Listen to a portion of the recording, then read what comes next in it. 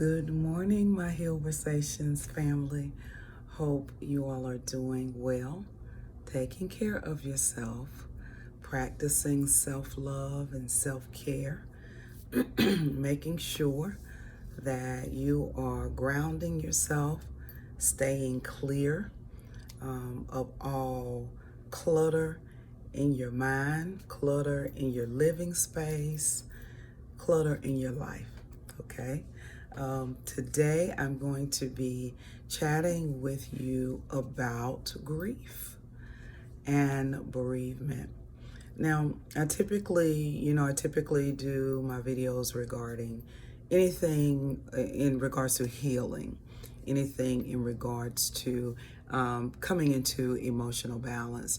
Grief is something that I have been thinking about, maybe more so for the last couple of weeks, because I have had two of my family members to pass in the last 2 weeks.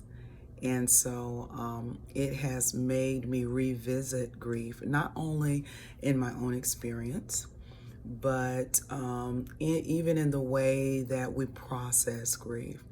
I remember the very first time I experienced a death in my family. We went many years. I was actually like 18 before I actually went to one of my closest family members' funeral, where it actually affected me. I recall maybe one other funeral like when I was 10, but I wasn't as affected because I really didn't know the person that well. I went, because my parents knew them. But it was when my grandfather passed, and it was very overwhelming, not just for myself, but for my entire family, because we had gone so many years with no death. And so my grief process was a little different at 18. And as I grew and as the years were tacked on, I have learned how to better process grief, because you experience grief not just when someone dies, but you experience grief during breakups, any sort of losses, when friendships end, anything, divorce, anything can cause you to experience and go through that grief process. So I'm going to talk about grief today, and I can give you 5 steps, 10 steps. If you've read anything about grief, there's always steps.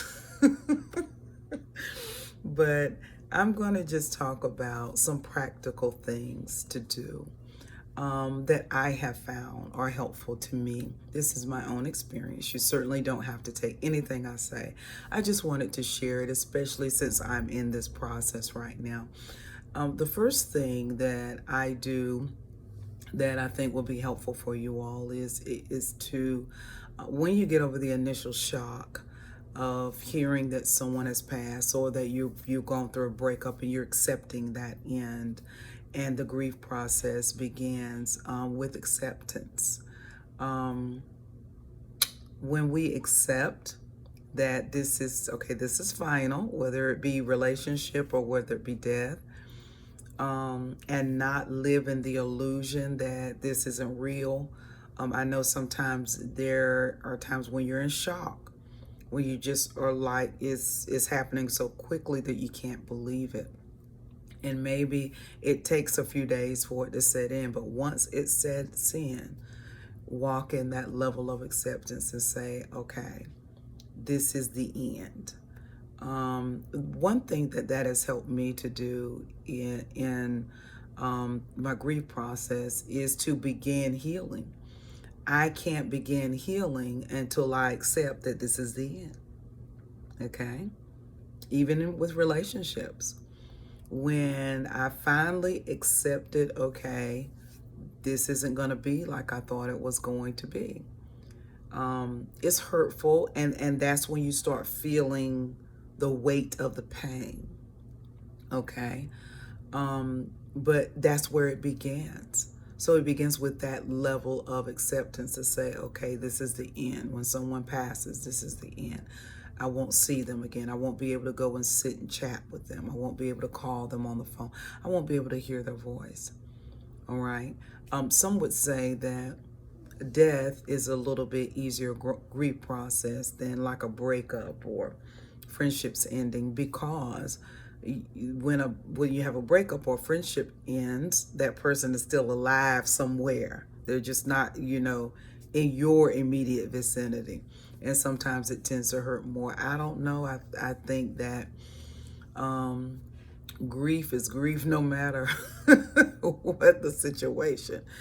Okay, and so you just have to do it. You have to process it in the way that is beneficial for you. Okay, so the first thing is acceptance, walking in that level of acceptance, knowing that, okay, that this is the end. I need to begin my healing process. One thing that I have done in the past that was not good for me, and it may be good for you, is I would throw myself into work and helping others.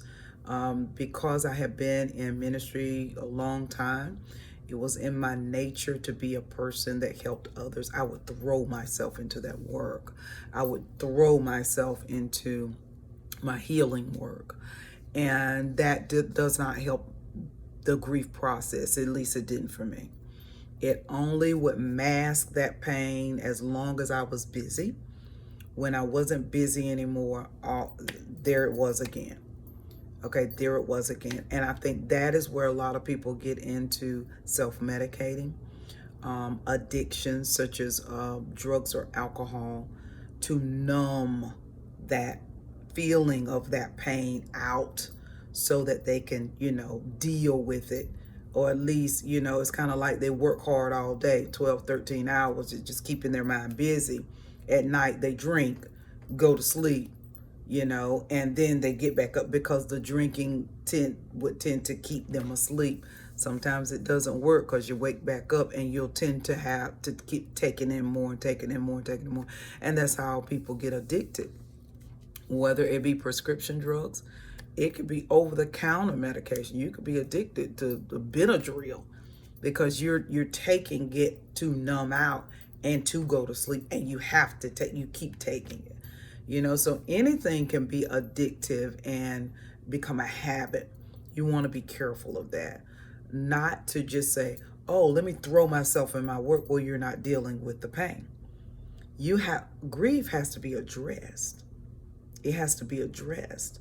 You can't address it if you're just being busy thinking, oh, time will heal all wounds. You need to process that grief. One thing that helped me as well in the times that I've experienced grief is journaling, writing down what I am feeling. Some days I would have fantastic days. For instance, when my princess passed, I called my grandmother Princess. Very dear to me, very, very dear to me. I journaled almost every day, There were really great days that I had, really horrible days that I had. Even now, and it's been 3 years, even now, I, have a bad day ever so often. My cousin, about a week ago, sent me a video. I didn't even know she had the video of me and Princess in maybe like a week or so before she passed. And we were in her room, and I was kissing her on her forehead, and we were chatting, and she sent me, I didn't even know she had the video. Oh, of course, it brought a flood of tears. But they weren't tears of sadness. I was happy to see it, the way we interacted. I just loved it. So I have it, of course, saved in my phone. And that's the thing we have to do. We got to process it. Grief has to be processed. So whether it is journaling, going to a therapist, sometimes you may need to do talk therapy, talking to a mentor or a life coach, getting those feelings of angst and pain and out, because people, when it comes to death, the person is not here. They can't come back. They're not going to come back. So holding the weight of that grief isn't going to bring them back. You have to learn how to process it and get through it. So whatever it takes for you, journaling was very beneficial for me. And it's not going to say you're not going to have a bad day every now and again. You may, but that's okay. be gentle with yourself.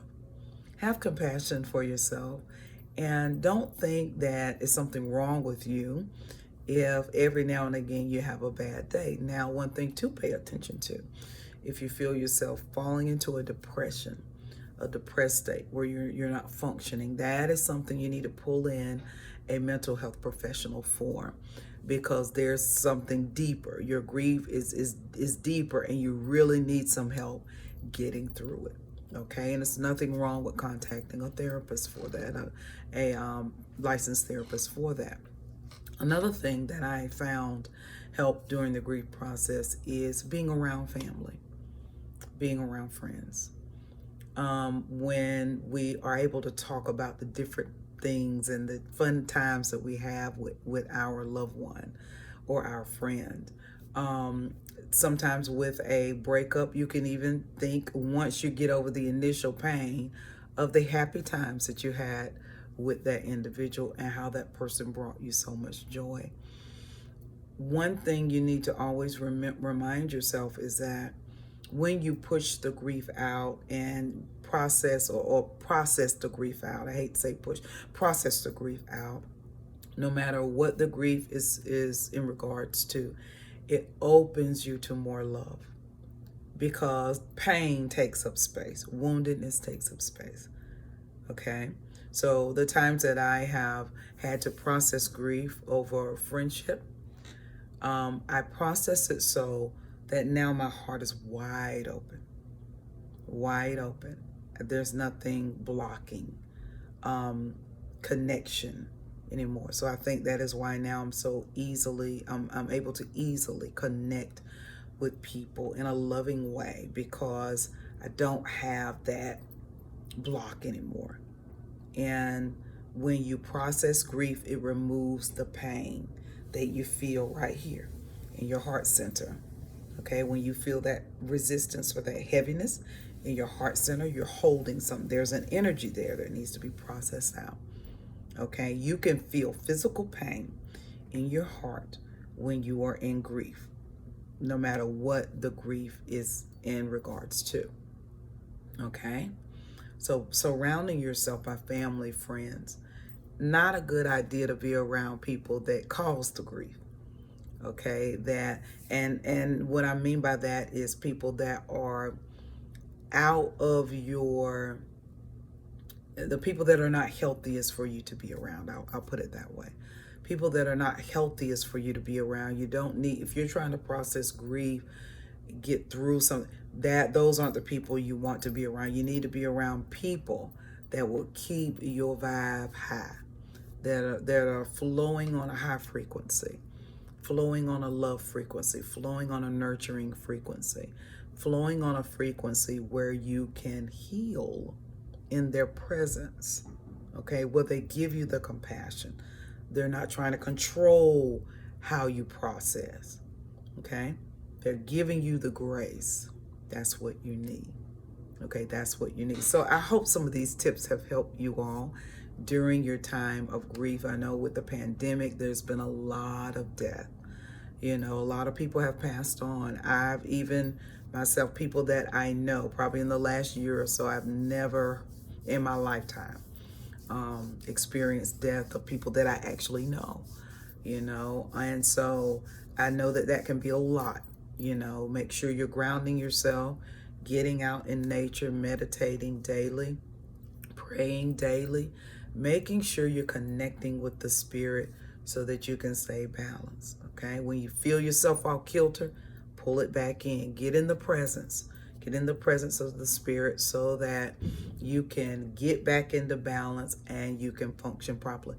Self-care, self-love, take a break. Don't be a workaholic trying to forget.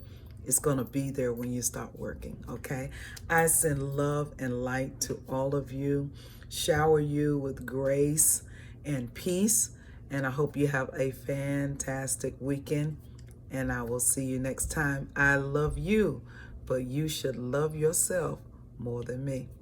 Toodles.